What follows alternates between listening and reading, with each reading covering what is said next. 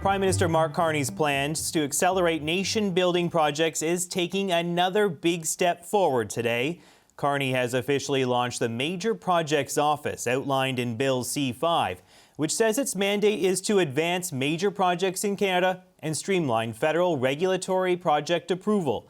The government has appointed Dawn Farrell to lead the office, a longtime energy executive. She's the former CEO of the Trans Mountain Corporation.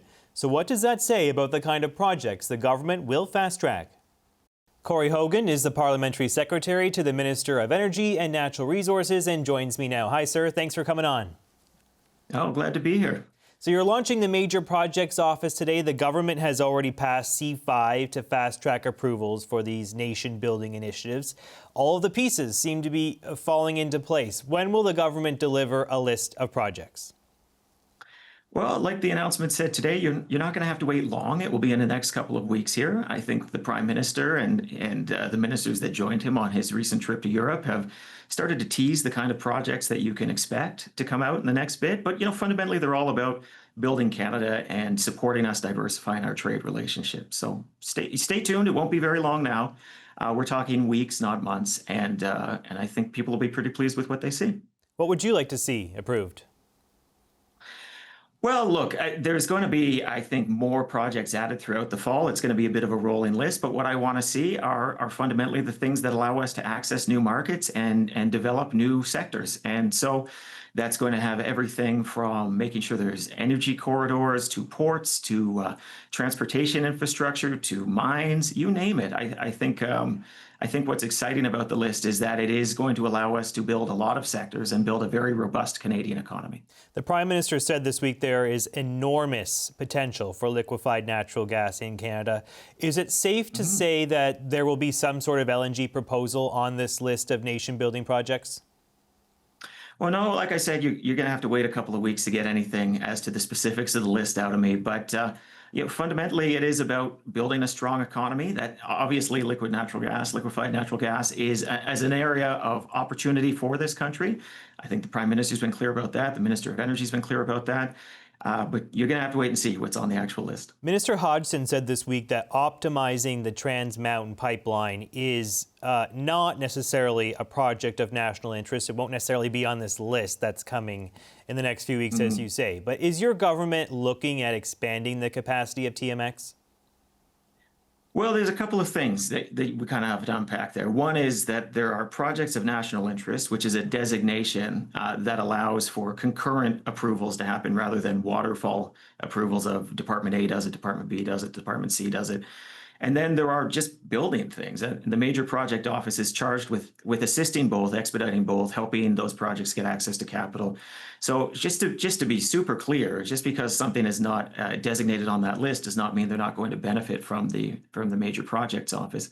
In terms of getting additional capacity out of TMX, I think personally that's a great idea. You always want to look at how you optimize the capacity of your pipelines, of your power, infrastructure, because building new infrastructure obviously comes with heightened costs. So looking forward to seeing more from TMX in terms of their plans, but just really want to underline, doesn't need to be a project of national interest to be a project of national interest, if that makes sense. Yeah, totally. The Conservatives say this new office is essentially another layer of bureaucracy. They're framing it as a roadblock to getting things built. They say the government's you've been in office for 170 days and nothing's been done yet. What's your defense in the face of that Conservative criticism? Well, yesterday happened to be 100 days since I was sworn in, so the calendar is pretty fresh in my mind. And I think that this has been at a pretty impressive pace in that 100 days. The fact that the legislation was passed to activate this office, the fact that we now have a CEO, we have a headquarters, these things are occurring. As I mentioned, those lists are coming imminently. And, with all respect to my colleagues across the aisle, they would be the first to be saying that businesses need support in getting through some of these regulatory hurdles. And that's what we're providing. And this is how we're going to be building Canada strong. In fact, they voted for this legislation that it sounds like now maybe they have some qualms with. And so I don't fully take that critique, but certainly it's a good reminder that we need to move fast, and there's going to be an opposition that's going to hold us to account on that fact. Some folks are a bit anxious with the idea of you moving fast, though. Some First Nations and environmental groups were out today slamming this announcement, slamming the office and its very concept, saying the government is sidelining Indigenous rights, weakening environmental protections. This is your chance to reassure them. Why should they have faith in this process? Yeah, well, first and foremost, the legislation that it comes from really underlines that these standards are not diminished. And in fact, the central role of First Nations and rights holders in these projects is, if anything, strengthened through Bill C5, now that we've got it as a full act, as Building Canada Act. And that the Prime Minister was crystal clear about that. And one of the things that was announced today, along with the Major Projects Office, is the Indigenous Advisory Council that's going to go with that. And every project is going to look through that lens. That's just a fundamental reality. And the fact is, that's not something we even could legislate away. That's a constitutional right that Indigenous peoples have. So we know certainly the history of this country has been, and increasingly affirmed by the courts, things do not get built unless you get everybody to the table and you work with partners. And certainly Dawn Farrell, the new CEO of the Major Projects Office, knows that too. She has worked on some of the most contentious projects that you can imagine. She's done it while building allies across environmentalists and across Indigenous peoples. And people are going to be very well served by this office and the leadership that was announced today. Yeah, speaking of Dawn Farrell, she is the former CEO of Trans Mountain. She's a former CEO of TransAlta, an electricity company in your province. She's currently on the board of ATCO, a Calgary-based utilities firm with a natural gas business. Given her experience, why should Canadians trust her to act in the country's interest instead of just doing what's right for industry? Well, most Canadians know her because of Trans Mountain, as you said, but a lot of Westerners know her because of her work in the power sector. And Alberta is not just a conventional energy producer. Alberta is a renewable energy producer at significant scale, particularly when you look at solar and wind. And when you compare growth in those sectors in Alberta to other provinces, may surprise some of the viewers to know Alberta is going to come out number one on that particular list. And that's really been driven by our power sector. So Dawn, of course, worked with TransAlta. ATCO has interests in all sorts of projects, not just natural gas, not that there's anything wrong with natural gas. And Dawn also worked at BC Hydro, which, as the name sort of suggests, has quite a bit of hydro as well. And her experience is varied, but it also allows her to draw upon some of the more tricky situations that she's had to deal with in the past. Of course, we're all aware of Indigenous rights still being and land claims still being untangled in the province of British Columbia. We know that for most major energy infrastructure projects, those matters can become more contentious, and Dawn has handled them ably, and she's built partners along the way while doing so. All right, let's leave it there. Thank you. Corey Hogan, Parliamentary Secretary to the Minister of Energy and Natural Resources. Thanks for coming on, sir. Nice to see you. Absolutely a pleasure. Thank you. Let's get the opposition reaction to this now. Melissa Lantsman is the Deputy Leader of the Conservative Party. Thanks for coming on, Melissa. Nice to see you.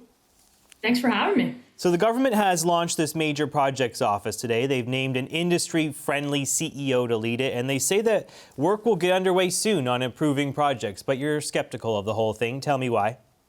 Well, we've heard the consistency of the message of coming soon, coming soon. It's taken Mark Carney 5 months to set up an office that will one day consider approving a project. So that's 5 months for an office.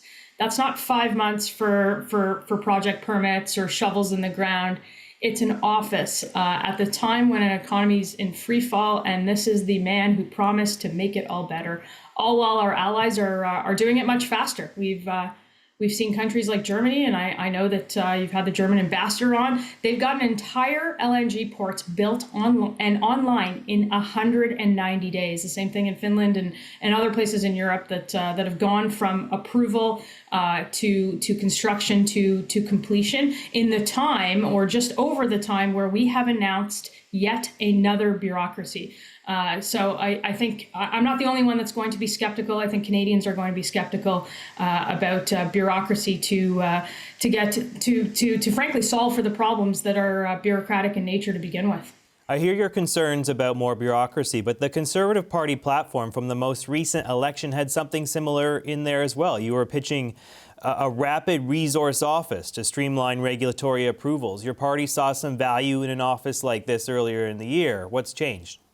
Yeah, but here's what we were pitching. We were also pitching getting rid of the existing bureaucracy that gets in the way of building projects. So that's Bill C-69. We also pitched getting rid of the tanker ban on the West Coast. We pitched getting rid of the energy cap, the industrial carbon tax, the insane EV mandate that puts another $20,000 on the cost of a car. We pitched making Canadian reinvestment in Canada makes sense in so much as that we would reward that investment by taking the capital gains off of every dollar reinvested in Canada. So yeah, you pitch an office, but you pitch it after all of these things are taken out of the way. You don't pitch more bureaucracy on top of the bureaucracy that you already have.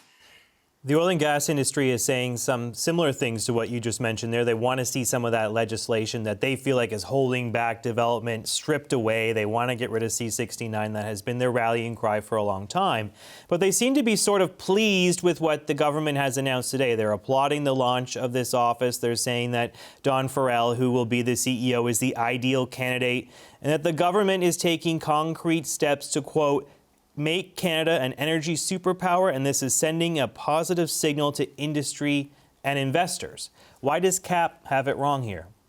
Well, look, I think that the industry has been so beaten down by the very fact that we've seen nothing go forward in this country in more than 10 years. Tells you everything you need to know about just even a modicum of good news for them. They're going to celebrate. But for Canadians who were told in an election that after a lost Liberal decade that they were going to build and spur innovation and build projects, and 5 months down the line, all we have is an office. Look, we still got nothing. We've got no shovels in the ground. We've got no list of projects. And I know that it says that it's all coming, but that's what happens every single day with this government. They had an about face on saying all of the right things, but in terms of results, they've shown Canadians nothing. And I don't think this office is the thing that's going to do it. Look, there's one more thing with this office, and we know that the Prime Minister used to do this on projects, but this is an office that's going to further pick winners and losers and not allow the market to decide. That's all this office is, and I think it's a big problem. Yeah, speaking of picking winners and losers, the CEO, Dawn Farrell, I mentioned, she was the CEO of Trans Mountain. She was the CEO of TransAlta, another electricity company in Alberta. She was on the board of ATCO, a Calgary-based utility firm that also has business in natural gas. Are you concerned about her being in a compromised position, in a conflict of interest, given she's coming directly from industry into an office that will pick projects, or at least help the government pick projects that should go ahead? Look, I think it should always be a concern when the government is picking winners and losers. I have no idea about her or her career. What I do know is that when we come back to Parliament, we're still going to encourage every single party. We're going to put down a motion at the earliest opportunity to repeal all of these growth blocking laws, to reward those who build, to protect Canadian innovation. And I suspect if she's got all of these accolades, that she will agree and she'll encourage the government to actually tear down the bureaucracy rather than putting her in charge of a brand new one that puts projects on the back burner. That's what we're concerned about. All right, let's leave it there. Melissa Lantsman is the Deputy Leader of the Conservative Party. Nice to see you. Thanks for coming on.